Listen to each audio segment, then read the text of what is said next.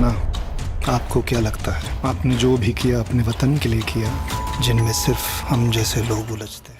Actress Janhvi Kapoor उन लोगों की लिस्ट में शामिल है जैसे कि टाइगर श्रॉफ, अनन्या पांडे, अर्जुन कपूर, जिनका करियर बनेगा कि नहीं इसकी उनसे ज्यादा ऑडियंस को ही टेंशन होती रहती है। पर ऐसे में अब जानवी पंगा लेने के मूड में है।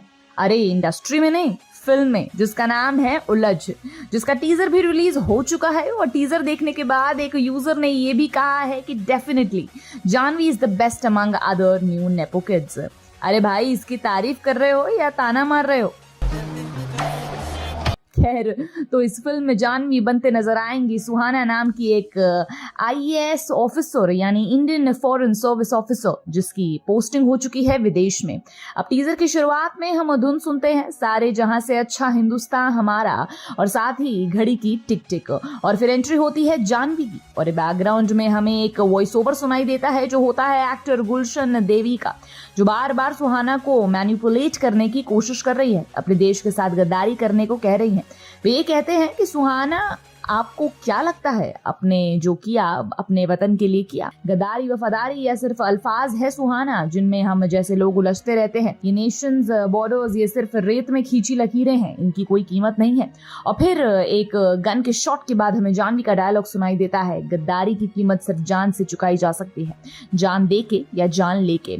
तो बेसिकली ये देश के ऊपर आधारित कहानी है जिसमें सुहाना जैसी यंग डिप्लोमेट के इर्द गिर्द ये कहानी घूमती है। इस टीजर में ऐसे सीन्स हैं जहां पर सुहाना कुछ पेपर्स खोजने हुए, एक इंफॉर्मेशन कलेक्ट करते हुए नजर आ रही हैं। शायद उसे ये एहसास होता है कि उसके देश के खिलाफ कोई बहुत बड़ी साजिश हो रही है, और धीरे धीरे करके वह फंदा उसके गले तक भी पहुंचता है, जहां अपने देश और अपने खिलाफ चल रही साजिश के खेल में उलझती जाती है।